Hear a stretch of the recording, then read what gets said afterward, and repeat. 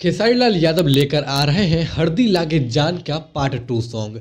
सभी फैंस जा एक करेजा का इंतजार में थे कि जा एक करेजा का पार्ट 2 आएगा, पार्ट 2 आएगा, बस यही डिमांड किए जा रहे थे। पर खेसारी लाल यादव एक और धमाका बीच में आकर कर देते हैं कि जा एक करेजा तो आएगा ही, थोड़ा लेट से आएगा, पर इससे पहले हरदी लागे जान ई वाला गाना का पार्ट 2 सुन लीजिए। तो इस गाने का एक लाइनिंग अभी काफ़ी ज़्यादा वायरल हो रहा है, जो भी हम आपको सुना रहे हैं, लीजिए सुनिए।